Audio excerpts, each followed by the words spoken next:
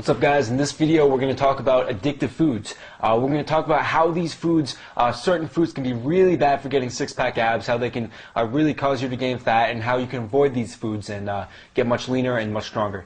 So Mike, kick us off. Why is it so important to learn about addictive foods? Well, addictive foods have something in it that really creates these cravings. You ever wonder why you eat chips and you just continue to eat it? And even though you know I should stop, I'm overeating, but you just keep doing it. It's because there's these addictive foods. Basically, it allows you to eat on a subconscious level continuously, and it makes it so addictive and so hard to stop. So, and of course, if you eat this stuff, it's just too high in fat, calories, and sugar, and totally ruins your chance of ever having the physique you want and having six-pack abs. Definitely, and I've seen this a lot of times with guys who, they'll sit down with me and be like, man, I really should stop eating chips. And they're eating it. Yeah, and they can explain all the reasons, like, man, chips are so bad for you, they're so this and so that. But then, like an hour later, or even right then, they're like, man, I'm really craving chips, and they start eating them. Yeah. And you just really lose conscious control over what you're eating, which causes you to consume, huge amounts of calories. Okay, so Mike, can you explain why certain foods are addictive? Well, basically, these foods cause an insulin spike. And what it does is when your insulin spikes up too high, once it gets to a ceiling, it crashes down. And so when you feel like you crash down is where you feel really tired. So I want you to picture this. Think about the last time you probably, let's say, ate out, right? You ate out, you consumed this big meal, and your insulin spiked up. The way you felt is because at first you had energy, you're feeling okay, and then suddenly, maybe about 30 to 45 minutes later, you just crash and you get really tired. So what happens is it's a cycle. It spikes up your insulin, and then once it crashes, you'll need more food. You'll need more stimulants to go ahead and spike your insulin back up just so it crashes again. And insulin is bad because when your insulin's high, it causes your body not to burn body fat. And your body starts to go ahead and break down foods and things like that, and doesn't want to burn body fat when your insulin is too high. So you don't want to spike your insulin up, and these foods are the perfect ones to do so. So that's why, that's why they're addictive, and that's why they're bad. Yeah, definitely. And I know that, really that whole cycle of bringing your insulin way up, getting a high blood sugar, then crashing, and then when you crash, you feel so low energy, so you crave more junk food, which again leads to another crash, and it's such a vicious cycle, which is very difficult to escape from. Exactly. And actually, one good example, which I feel is kind of a pretty good illustration of the way that food addiction works, is in the documentary Super Size Me with Morgan Spurlock. The McDonald's one, right? Yeah, exactly. And if you haven't seen this, you can actually watch it for free on Hulu.com, HULU.com, and you can see exactly how the food addiction works. You can see, before he started on the 30-day experiment where he ate McDonald's 3 meals a day every day, he was eating a pretty healthy diet, and he looked pretty good. But the first time when he first started, he started right away with a supersized orange soda, supersized fries, and a Big Mac. And he ate it all, and you could tell while he was eating it, he was enjoying it. But of course, he threw up immediately because he ate it, because his body wasn't accustomed to those, extremely high-calorie foods, and he couldn't tolerate it. But then you could see, as he started eating it every meal a day for 30 days, first of all, he gained weight at a really disgusting rate. You could see the degradation in his body, and you could also see that he actually became more happy when he ate these foods. He was actually becoming dependent and addicted to them. So if you really want to learn how food addiction works, I definitely encourage you to check that out. Yeah, it's an eye-opener. Yeah, and you can see exactly how fast these addictions can kill your six-pack abs. Yeah. Okay, so what are some specific foods that guys should really avoid because they're really addictive? Number ones are just fried foods, deep fried foods, anything that goes into the boiler, French fries, fried chicken, tater tots. And I mean, those are the worst because they're just cooked in fat. It's like you're trying to cut out fat, and the whole thing is cooked in fat. Yeah. Violates the 5 rules. Yeah, there you go. But pizzas are bad.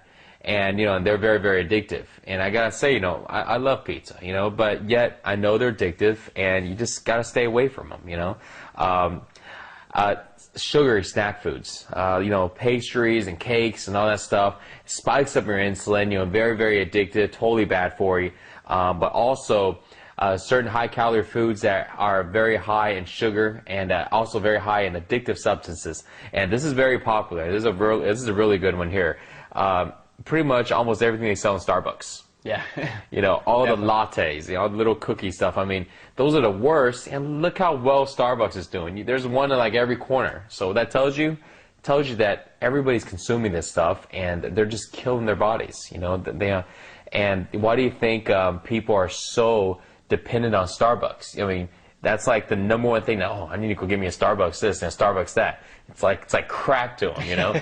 Oh man, and they get all pissed. Oh, I didn't have my Starbucks today. Yeah. It's like, Jesus, man. I mean, yeah, and they don't really see, you know, on the outside of you, when you don't drink Starbucks, you're looking at this person like, man, this guy really needs his Starbucks. It's beyond the coffee now. Yeah. So, and you can actually see, you know, with like, you know, people who are addicted to cigarettes, you know, they're addicted to the very specific brand. They gotta have it, and if they don't have it, you know, their whole day is screwed up. Yeah. Starbucks is pretty similar. You know, they're addicted to a specific brand. They gotta have it, and on top of the addiction to the substance, you know, it's obviously the calories on top of that. right, definitely. Another example of that is combining like sugary stuff with alcohol. You know, beer. If you're addicted to alcohol and you're getting the calorie effect of the beer on top of that, you know, even worse. Or, you know, sugary cocktails. If you're addicted to the alcohol and you're addicted to like a specific type of martini or margarita or whatever, you know, obviously doubly bad. Yeah, the calories are so high in those. I mean, it's so much extra calories and stuff. It's unbelievable. Nobody really even adds it up when they're getting hammered in a bar. You know? Exactly. Yeah. Like the last thing you're thinking about is, oh, I wonder, this was like 140, and that's, you know what I mean? Yeah. Nobody was going to think about that. Okay. So let's talk about some ways which guys can deal with addictive foods. What are some good strategies that guys can use? Well, the best strategy that I found, because I've tried all kinds of different things. You know, like I said, I love pizza. You know, so what I found is the only way to really, you know, cut this out is to stop cold turkey. Okay, cold turkey. Stop cold turkey and just stop for 2 weeks. So I want you to picture this, you know, because it's really hard when you think, I'm going to stop eating pizza for the rest of my life. I'm going to stop eating fried chicken for the rest of my life. People say it, but, you know, they don't. Okay, so it's just the truth. But if you can stop 2 weeks, what you're going to find is that the cravings will disappear. Okay, and the addiction disappears, which is why the cravings disappear. So, and it also allows your body to almost cleanse itself. So then if you decide to introduce it to your diet, you know, you will probably at one point, you're going to find that your body's going to kind of reject it now. Your body's like, oh, you know, it doesn't feel right. You know, you may get diarrhea, your stomach may start hurting right away.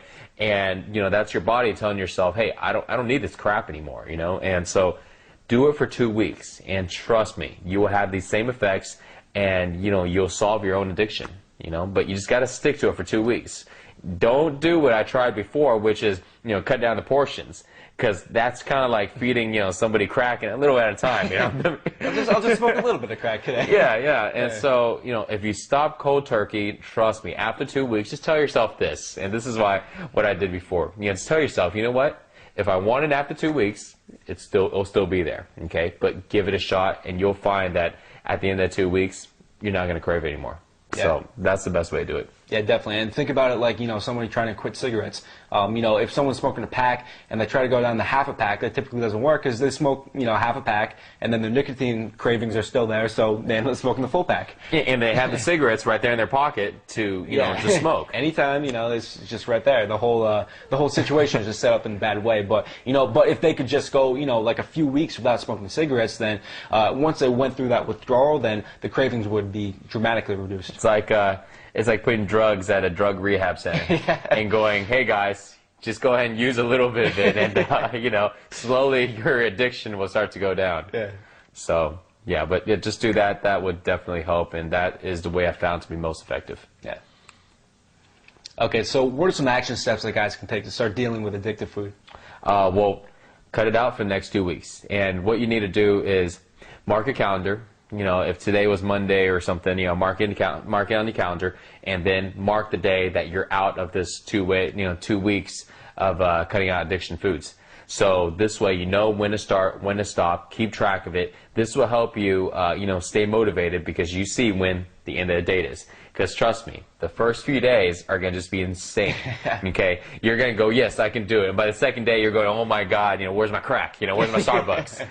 And so when you look at the calendar, you're like, okay, I can do it. You know, it's not that long. I can see the day that I can go break free and just, you know, break into a Starbucks and drink everything they got. And, you know, and what happens is, you know, after the few days, you know, that starts to go away. It starts to lessen.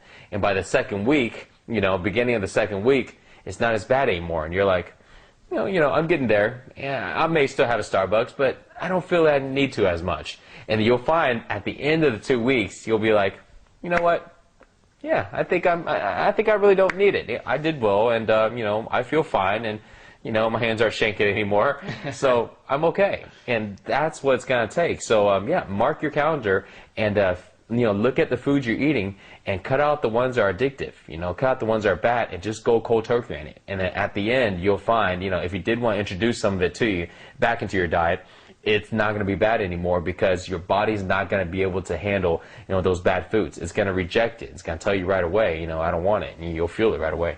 Yeah, and you know, if you're the type of person that, you know, eats something like this like every once in a while but not habitually, then, you know, you're probably not addicted to it. But if you're eating things like, you know, like the donuts, for example, habitually, then probably the first thing you're going to tell yourself is, I'm not addicted, I can stop whenever I want, which is what every addict says.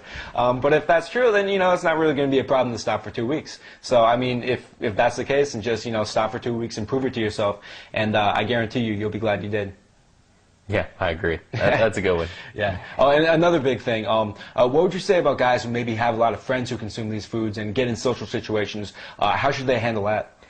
Oh, that's a tough one because they're your friends. So you can basically do two things.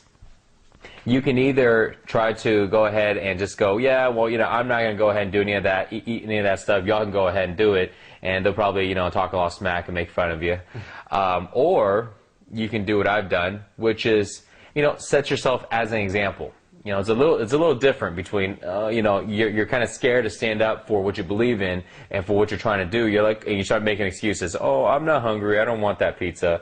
Or, yeah, no, that's okay. I decided I was going to eat this, you know, orange instead. I mean, full of crap, right? They're going to see right through it. You know, stand up for it. You know, what I've done in the past is, you know, hey, you know what? They're like, oh, you want it? No, I'm going to cut out, you know, some of these bad foods. I'm going to cut out for 2 weeks. I'm going to do it.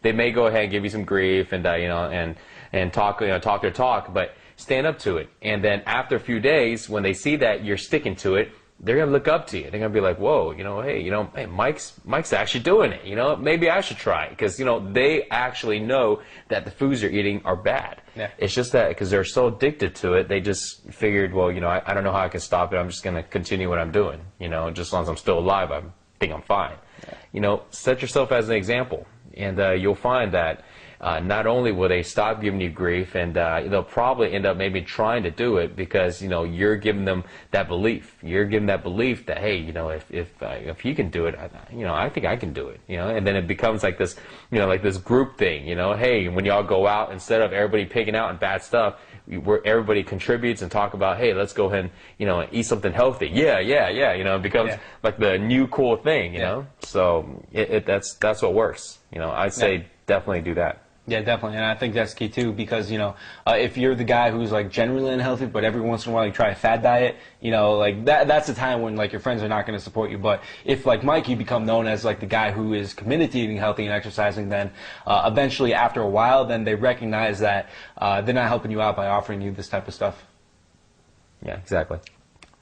Okay, so that's it for Addictive Foods. You know, I hope you guys learned a lot from this video and really cut these foods from your diet, and we'll see you in the next video. Mark your calendar, guys. Mark your calendar.